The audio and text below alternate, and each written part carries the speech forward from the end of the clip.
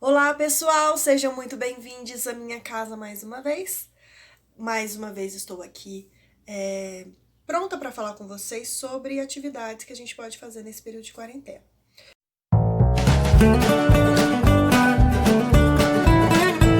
O diferencial embora eu acho que todas as atividades que eu propus, elas têm um sentido que a gente pode levar para a vida, não somente para esse período de quarentena, né? Mas hoje, em especial, a minha proposta é a leitura. É uma atividade que eu, particularmente, trago desde muito nova. Sempre fui leitora. Sempre gostei muito de ler. E quando a gente trabalha muito, a gente acaba deixando esse hábito, Claro que tem pessoas que não, mas no meu caso, quando eu tô trabalhando, eu acabo lendo muito mais para o meu trabalho, para aperfeiçoar meu trabalho, ou seja, leitura para estudo, do que uma leitura para prazer. E nesse período de quarentena, como tem mais tempo, eu tenho lido mais. E isso está me fazendo muito bem. A leitura, ela estimula muito todos os sentidos da gente. A imaginação, a criatividade, a sensibilidade, a reflexão. Ela estimula também a própria disciplina, né? Da gente, né? Por exemplo, você quer ler um livro grande como esse. Você tem que ter disciplina. Tem que saber que você vai tirar algum tempo para poder fazer essa leitura. E, enfim, leitura faz muito bem. Nos acalma, relaxa. Enfim, leitura faz muito bem pra gente. E essa é a minha dica de hoje. Então, eu trouxe alguns livros que me marcaram e que eu gostaria de indicar para vocês. Não quer dizer que vocês sejam obrigados a ler esses livros. Eu só tô compartilhando alguns livros que eu gostei de ler e que, se vocês tiverem oportunidade, eu acho que vale a pena, certo? Então tá bem. O primeiro livro que eu vou indicar para vocês é um livro que eu li, eu era bem nova, e eu não tenho ele físico, mas eu vou colocar imagens dele, mas todo mundo já deve ter ouvido falar, tem um filme dele, tem desenho, que se chama O Pequeno Príncipe. Esse livro conta a história de um homem, um aviador, que caiu no deserto do Saara e, de repente, se deparou com um menino que surgiu do nada, no meio do deserto, de uma maneira muito imperativa, pedindo para ele, ou no caso, mandando, para que ele desenhasse um carneiro. E ele fica tão surpreso com aquela figura que acaba fazendo. E ali ele começa a contar sobre qual que foi a trajetória dele com o desenho, como ele foi desestimulado durante a vida a não desenhar, embora ele gostasse de desenhar, enfim. E daí mostra a relação desses dois. Esse menino contando a vida dele, contando os sonhos, contando o que ele estava fazendo ali. E é um livro encantador. Esse livro foi ilustrado pelo próprio autor, tem as aquarelas do autor, e ele é encantador, encantador. Eu tinha uma relação muito próxima com esse menino, não sei porquê. Eu me identificava com ele. Ele gostava muito de uma rosa, amava uma rosa. Eu amo rosa também. Embora eu nunca consegui cuidar de rosa. Toda vez que eu comprei rosa aqui em casa, ou o cachorro comeu, ou ela morreu, enfim. É minha frustração nessa vida. Mas, enfim, é um livro que é muito comovente e que sempre que eu posso, se eu compro, eu acabo dando pra alguém. Por isso que eu não tenho ele aqui em casa. Tem o desenho dele, tem o filme. Quando eu era pequena eu vi o desenho. E esse filme novo, confesso que eu não gostei muito, não. Gostava mais do antigo. Mas... E tem também o audiobook. Eu vou anexar enfim, nos comentários, na descrição. Na descrição eu vou anexar o audiobook que tem disponível aqui no YouTube pra vocês. Se eu não tiver problema, não sei se dá algum problema no YouTube, mas vou tentar. Eu esqueci de mostrar.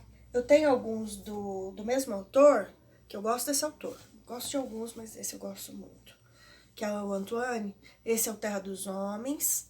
Esse aqui conta a história dele mesmo. Quando ele era aviador, das aventuras dele.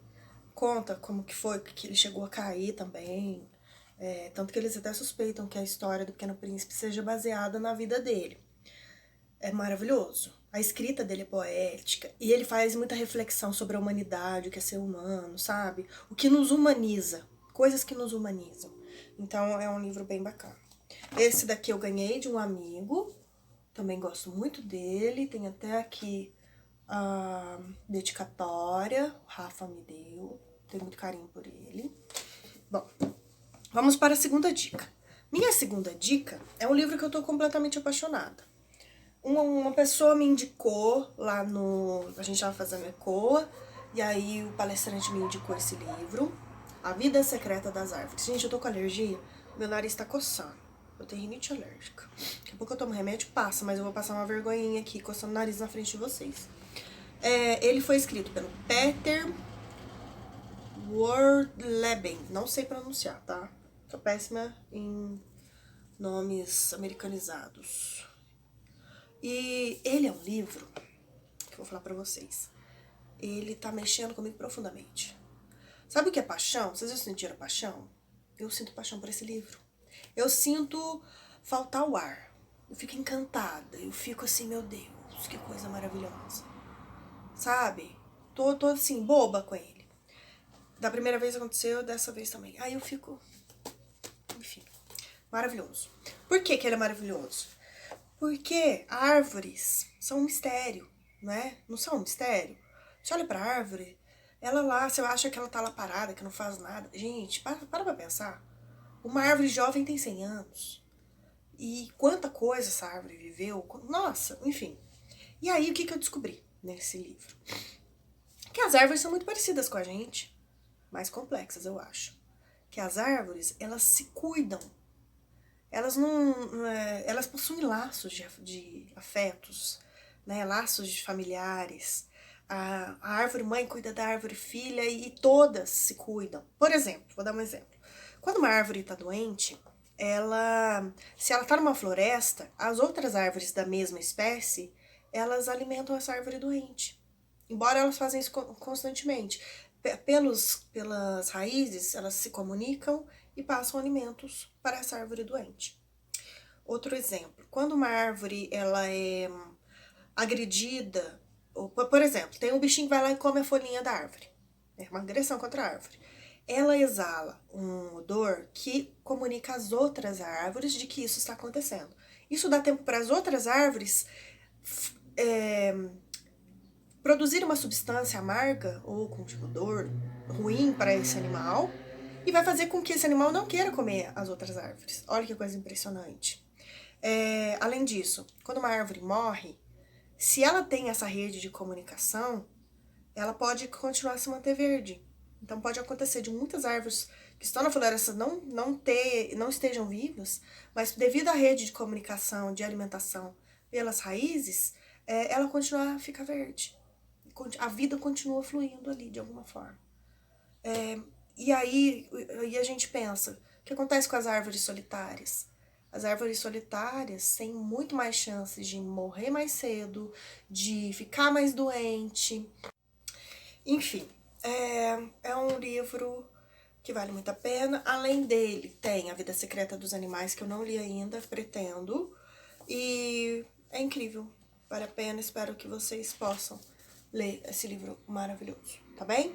Minha próxima dica agora é uma coleção. Esse daqui é o último de uma coleção. Esse se chama As Memórias de Cleópatra, O Beijo da Serpente. Antes dele, As Memórias de Cleópatra, a Filha de Ísis. As Memórias de Cleópatra sob o signo de Afrodite, de Margaret George. Esse é um livro que é um romance histórico. Então ele vai contar a história da Cleópatra, mas o que é incrível nele é que ele dá detalhes. Então, por exemplo, a Filha de Ísis conta a história do nascimento de Afrodite, como era a família dela, como era o pai dela, onde ela vivia, e dá detalhes de como era o palácio, dos lugares que ela passeava, de quem cuidava dela. Se chama Filha de Ísis porque ela era... no Egito eles cultuavam deuses, e Ísis era a deusa que ela acreditava que cuidava dela, como se fosse uma mãe. Então, Até ela crescer, ela estava ela era filha de Ísis. Sob o signo de Afrodite, já mostra ela adulta. Ela já é imperatriz, ela, né, como uma mulher decidida, uma mulher que comandava. Aí mostra as características dela enquanto mulher que comandava um país. Ela se apaixonando, ela se casando, tendo filhos e muitos detalhes. Então, por exemplo, vai falar como é o palácio dela. Dá detalhes ao ponto de narrar e aí você visualiza. Eu imagino ela andando no quarto dela, aí falava que o chão era de lápis azuli e que parecia um espelho e o corpo dela ficava refletivo tudo nesse espelho. E você imagina como que é esse chão, esse espelho que é o chão. Enfim, é um livro muito bacana. Aí vai mostrar toda a vida dela, vida e morte. Aqui é a morte dela. Que ela já, enfim.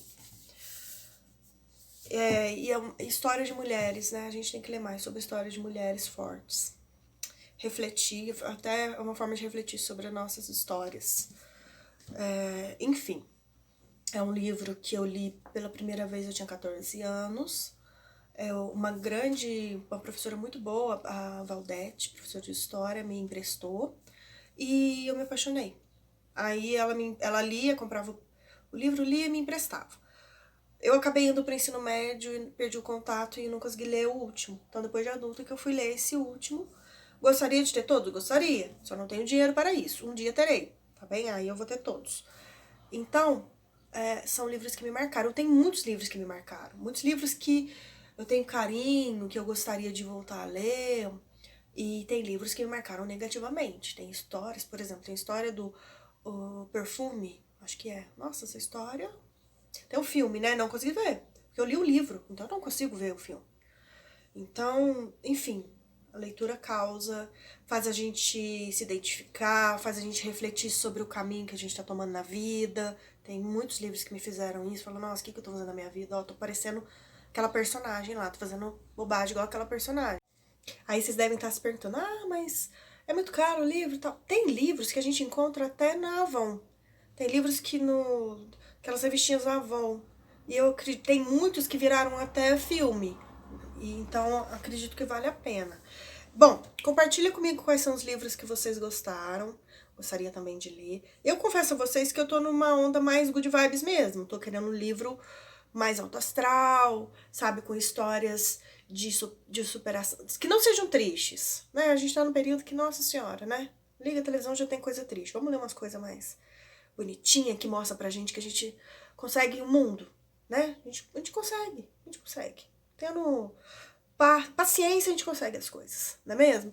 E então eu tô nessa. Cor, quero mais alegria, festa, essas coisas que eu tô querendo agora, embora eu não possa, né, gente? A festa eu tô fazendo aqui em casa, eu, Mafalda e Steve. Bom, espero que vocês tenham gostado e conto com vocês para continuar acompanhando os meus vídeos. Quem tá me vendo no YouTube, por favor, curte, compartilha e se inscreva. E sintam-se muito abraçados, beijados. Morro de saudade de todos vocês. Espero que a gente se encontre logo. Fiquem com Deus. Beijo grande. Tchau.